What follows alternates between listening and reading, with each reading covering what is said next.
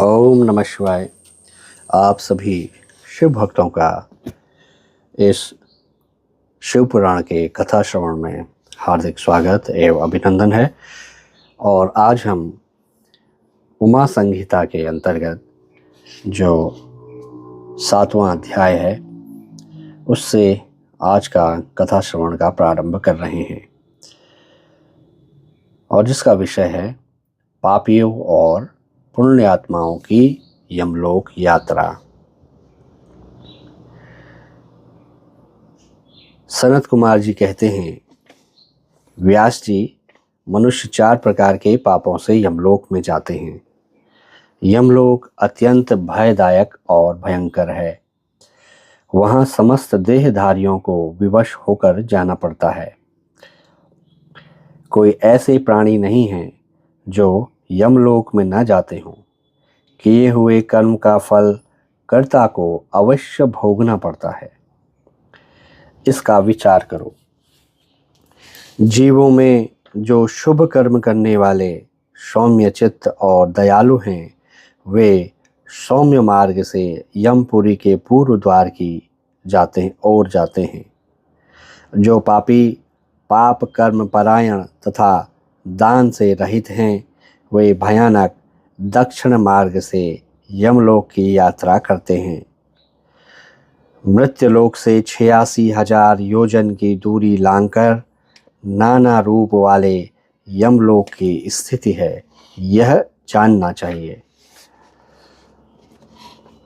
पुण्य कर्म करने वाले लोगों को तो वह नगर निकटवर्ती सा जान पड़ता है, परंतु भयानक मार्ग से यात्रा करने वाले पापियों को वह बहुत दूर स्थित दिखाई देता है। वहाँ का मार्ग कहीं तो तीखे कांटों से युक्त है, कहीं कंकड़ों से व्याप्त है, कहीं छुरे की धार के समान तीखे पत्थर उस मार्ग पर जड़े गए हैं, और कहीं भारी कीचड़ फैली हुई है। छोटे छोटे और बड़े छोटे पातकों के अनुसार वहाँ की कठिनाइयों में भी भारीपन और हल्कापन है। कभी कभी और कहीं कहीं यमपुरी के मार्ग पर लोहे की सुई के समान तीखे डाब फैले हुए हैं। तदंतर यमपुरी के मार्ग की भीषण यातनाओं और कष्टों का वर्णन करके सनत कुमार जी ने कहा, व्यास जी, जिन्होंने कभी दान नहीं किया वे लोग ही इस प्रकार का दुख उठाते हैं और सुख की याचना करते हुए उस मार्ग पर जाते हैं। जिन्होंने पहले से ही दान रूपी पाथेय या राह खर्च ले रखा है, वे सुखपूर्वक यमलोक की यात्रा करते हैं। इस रीति से कष्ट उठाकर पापी जीव जब प्रेतपुरी में पहुंच जाते हैं, तब उनके विषय में यमराज को सूचना दी जाती है। उनकी आज्ञा पाकर दूत उन पापियों को यमराज के आगे ले जाकर खड़े करते हैं।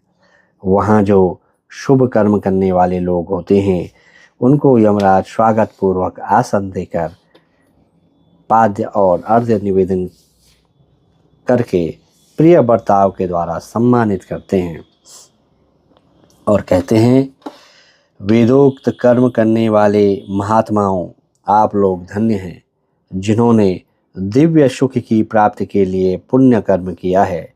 अतः आप लोग दिव्यांगनाओं के भोग से भूषित तथा संपूर्ण मनोवांछित पदार्थों से संपन्न निर्मल स्वर्ग लोक में जाइए। वहाँ महान भोगों का उपभोग करके अंत में पुण्य के क्षीण हो जाने पर जो कुछ थोड़ा सा अशुभ शेष रह जाए, उसे फिर यहाँ आकर भोगिएगा। जो धर्मात्मा मनुष्य होते हैं, वे मानो यमराज के लिए मित्र के समान हैं। वे यमराज को सुखपूर्वक सौम्य धर्मराज के रूप में देखते हैं, किंतु जो क्रूर कर्म करने वाले हैं, वे यमराज को भयानक रूप में देखते हैं।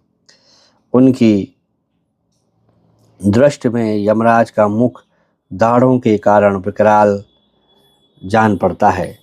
नेत्र टेढ़ी भौहों से युक्त प्रतीत होते हैं। उनके केश ऊपर को उठे होते हैं।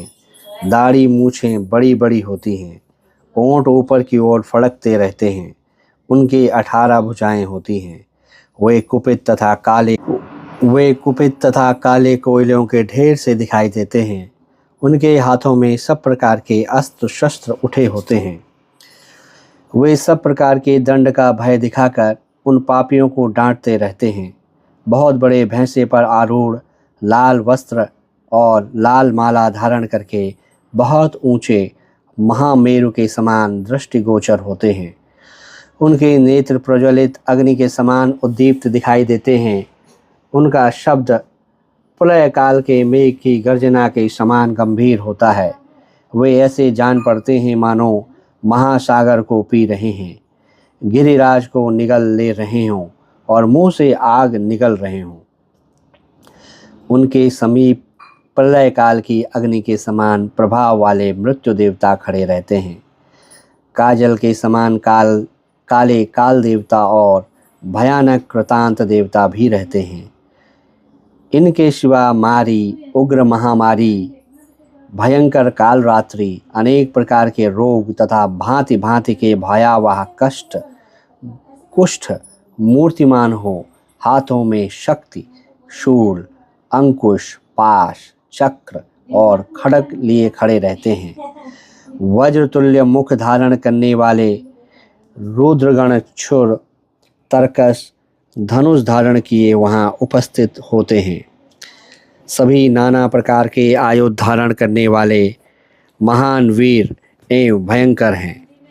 इनके अतिरिक्त असंख्य महावीर यमदूत, जिनकी अंग कांति काले कोयले के समान काली होती है, संपूर्ण अस्त्र शस्त्र लिए बड़े भयंकर जान पड़ते हैं। ऐसे परिवारों से घिरे हुए घोर यमराज तथा भीषण चित्रगुप्त को पापिष्ट प्राणी देखते हैं। यमराज उन पाप कर्मियों को बहुत डांटते हैं और भगवान चित्रगुप्त धर्मयुक्त वचनों द्वारा उन्हें समझाते हैं। इस प्रकार ये 7वां अध्याय यहीं पर समाप्त होता है।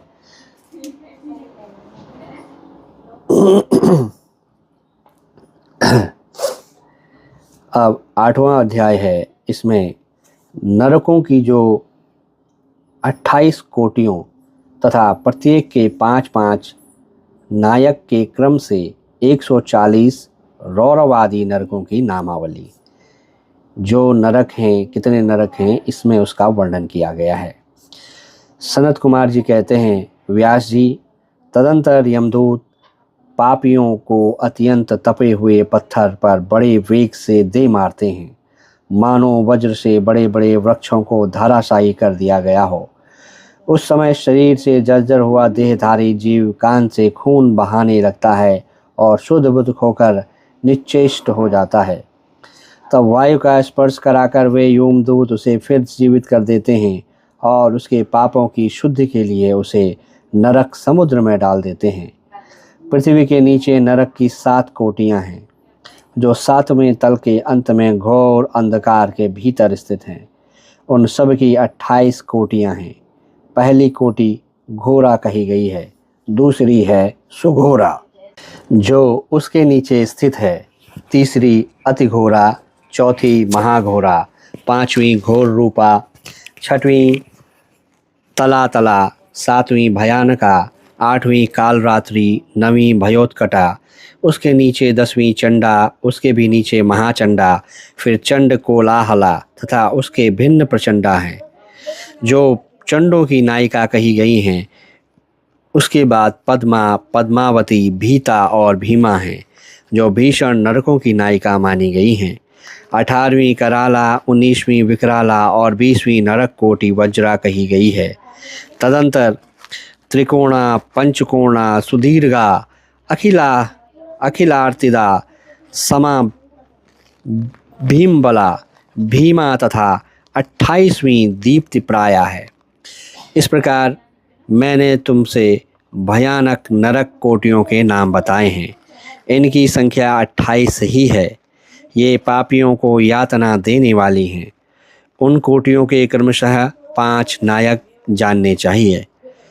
अब उन सब कोटियों के नाम बताए जाते हैं, सुनो। उनमें प्रथम रौरव नरक है, जहाँ पहुंचकर देवधारी जीव रोने लगता है। महारौरव की पीड़ा से तो महान पुरुष भी रो देते हैं। इसके बाद शीत और उष्ण नामक नरक हैं। फिर सुघोर है। रौरव के से सुघोर तक आदि के 5 नरक नायक माने गए हैं।